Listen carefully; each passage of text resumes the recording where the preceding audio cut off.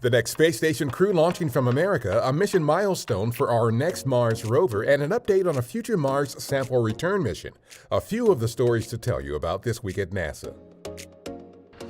The astronauts of NASA's SpaceX Crew 1 mission to the International Space Station arrived at the agency's Kennedy Space Center in Florida on November 8th to start final preparations for liftoff. Our administrator, Jim Bridenstine, and others were on hand to greet them. The crew's SpaceX Dragon spacecraft is named Resilience, which the astronauts say is a reflection of the team effort it took to get the mission ready to fly. Resilience is power to recover, will to restore, and we strive to survive, because our mission is for everyone. In fact, Crew 1 is U1. All for one, one for all. We have this great mission ahead of us, and we all look forward to getting on orbit and doing our best to make you all proud of us. So thank you for your support, and thank you for being here today. Go Falcon, go Dragon, and go Resilience. The Crew 1 astronauts are scheduled for a 5.5-month research mission aboard the station. On November 10th, our Mars 2020 Perseverance rover mission on its way to the red planet's Jezero crater pulled to within 100 days and 166 million miles of reaching its destination. The rover team is checking out the spacecraft and planning simulations for what it will do after the landing. In addition to searching for signs of ancient microbial life, the mission will collect and store samples of Martian rock and soil that a future Mars sample return mission could return to Earth for study. NASA released an independent review report on November 10th indicating the agency is ready to undertake its Mars sample return campaign to send pristine samples collected on Mars to Earth for scientific study. The ambitious mission concept to return the first samples from another planet calls for a groundbreaking international partnership with the European Space Agency.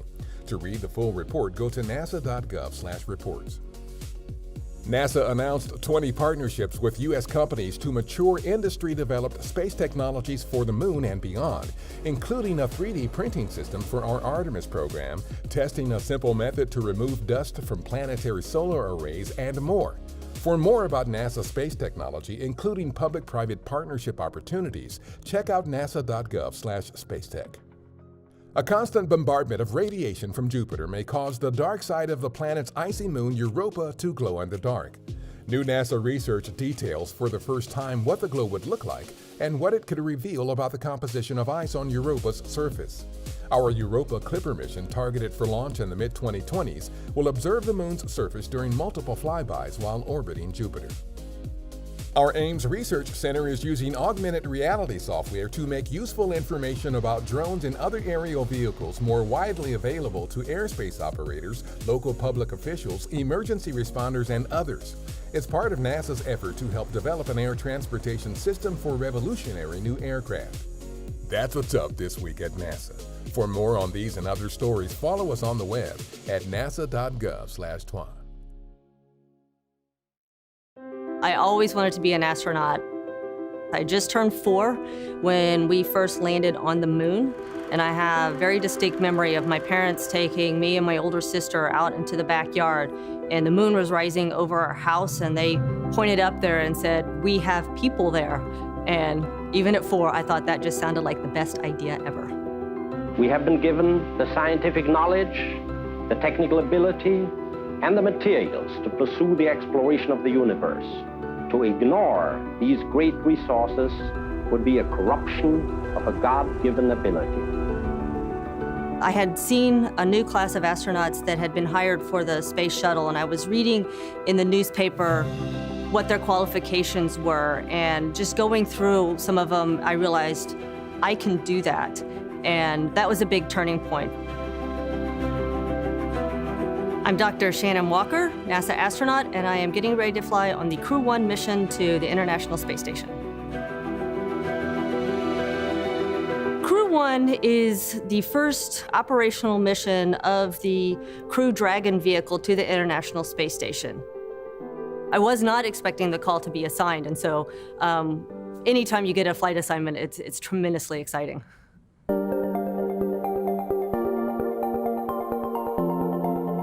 I spent 6 months on the station previously in 2010, and I am so looking forward to getting back there and having another 6 months on the space station.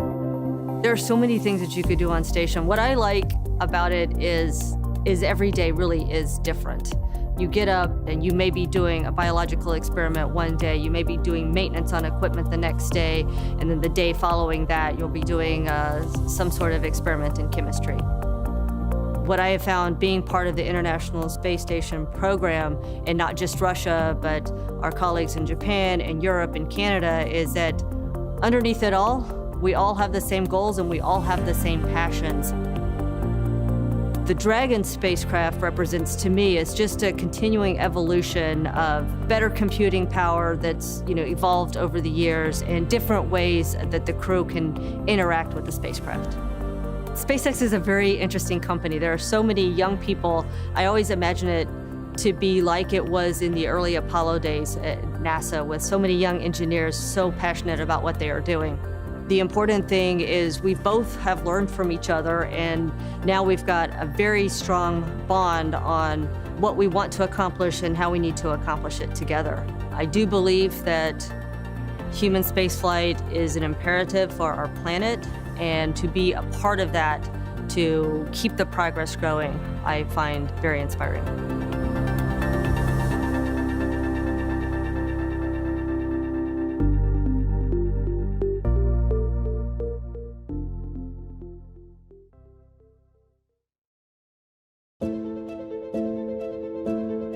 Soichi appears to be a very quiet person, and yet he comes out with some fantastic one-liners.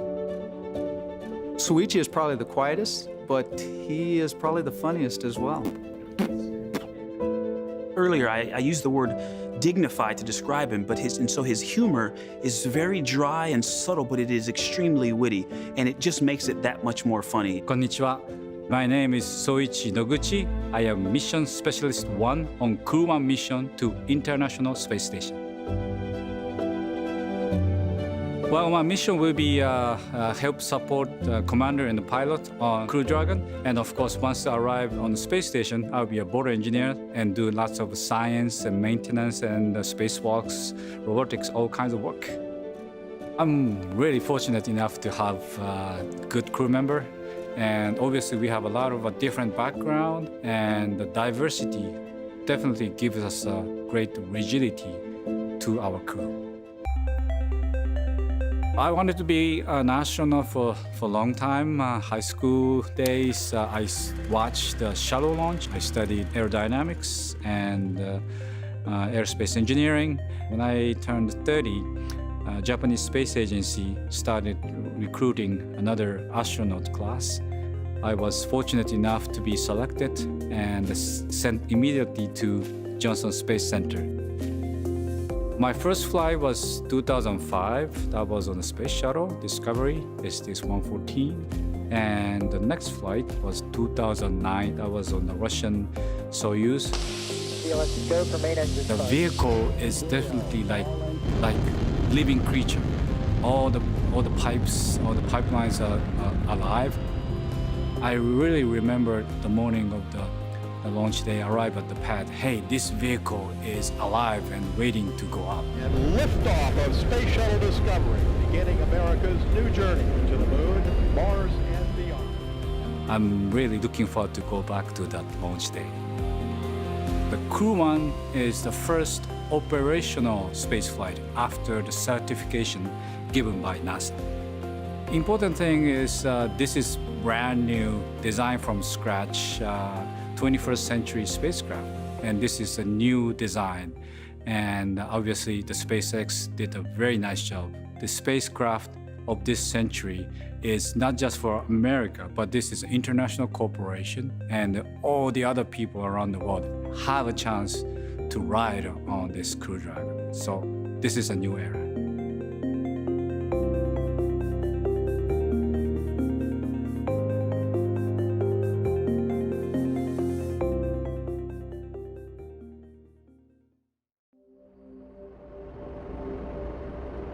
I saw a shuttle launch when I was in elementary school, and I thought I really want to fly that. And that's where it began. He is a Navy commander, a naval aviator, and a test pilot. He was selected as an astronaut in 2013. This is his first space flight. Introducing NASA astronaut Victor Glover.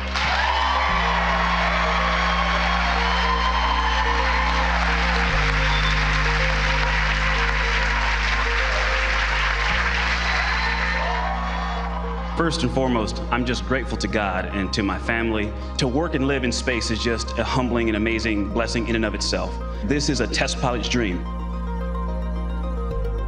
Flying has been such an important part of my professional life, and I love to do it. 64,000 feet, that's the highest up I've ever been above the ground. And so to get to a point beyond that, that'll be a little special moment. I'm a rookie astronaut. I'm the pilot and going to be learning the ropes from a very experienced crew. Trying to balance that, enjoying and living in the moment, but also managing the responsibilities to make sure that we get to space safely. I'm looking forward to that juxtaposition of emotion, I think. Tell me about how you ended up here. I think for every astronaut, that's kind of a different story. Ooh, wow, that goes way back. So high school athlete, loved being a part of a small high-performing team, wrestling and football. Was fortunate to wrestle in college while pursuing my engineering education. I actually originally wanted to be a Navy SEAL. That's what started my journey in the Navy, and I wound up deciding to go into aviation and learn to fly. The love of flying and being a part of a small, very specialized, high-performing team that gets to do things in really interesting and challenging environments. The astronaut corps is the epitome of that. This is truly an exciting time for human spaceflight in our nation, and believe me, it's only going to get better as we charge off into the future. We've been working with our partner SpaceX for years. It's just been amazing to learn about the vehicle and to just spend time getting to know their flight control team and their trainers. It's creating sort of a new culture that is some kind of a balance between the two. The fact that it takes thousands of people all over the world to get us ready, it's humbling and overwhelming, and I want to do my best because I represent them. So thank you for your support and for your love, and know that you're flying with us on Crew One.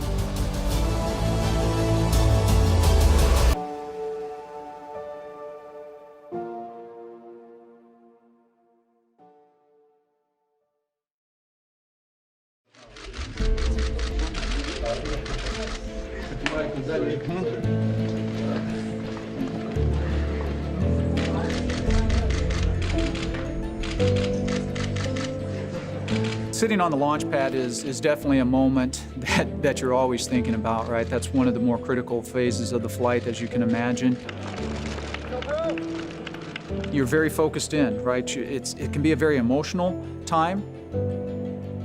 You're kind of pinching yourself because it's hard to believe that you're finally there. Born in Lebanon, Missouri, he is an Air Force colonel and a flight test engineer. He was selected as an astronaut in 2009. He spent 166 days on the International Space Station, introducing NASA astronaut Mike Hopkins.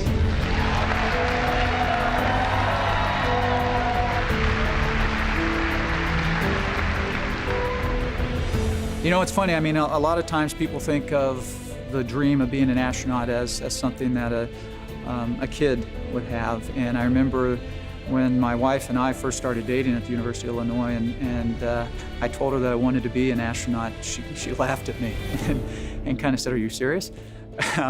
But at the same time, she stuck with me throughout the years, and to have that dream come true is pretty amazing.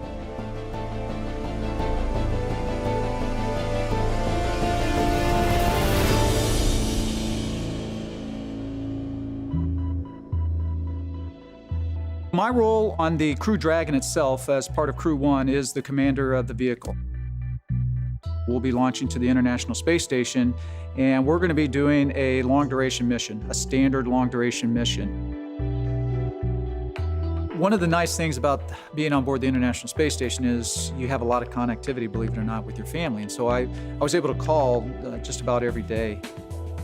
My family means everything to me. It is the most important part of my life. My wife, Julie, my son, Ryan, my son, Lucas. They are just such a huge part of this whole endeavor. You know, without family, it just wouldn't be as meaningful. The partnership that we have right now with SpaceX, it's pretty powerful. They bring a lot to the table. NASA brings a lot to the table. We've got a ton of experience in human spaceflight. When you're out there on a day-to-day basis and you're interacting with their engineers and you're interacting with their trainers and you're interacting with the people that are actually building the rockets and building the capsule itself, you really get to establish the relationships, the personal relationships. It's not just about the astronauts that are on board, but it's about the entire team at NASA and SpaceX that it's taken to launch this Crew 1 vehicle, and we couldn't do our job without them.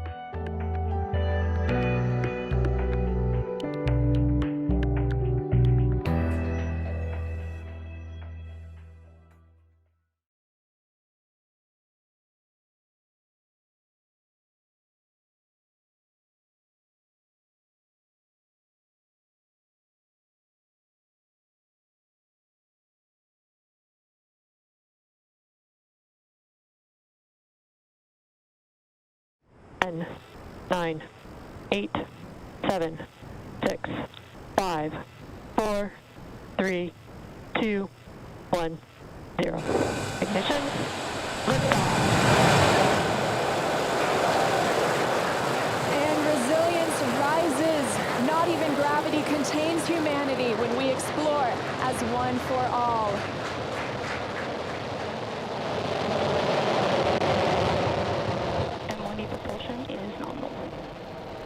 That's the word we want to hear. Stage 1 propulsion is nominal.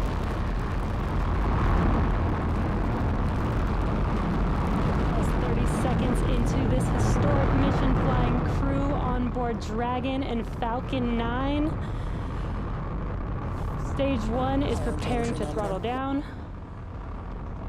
This is in preparation for max Q, which is maximum aerodynamic pressure. Stage 1, throttle down. There's that call out for throttle down. Power and telemetry continue to be nominal for the vehicle, now traveling at 262 meters per second. Falcon 9 is supersonic.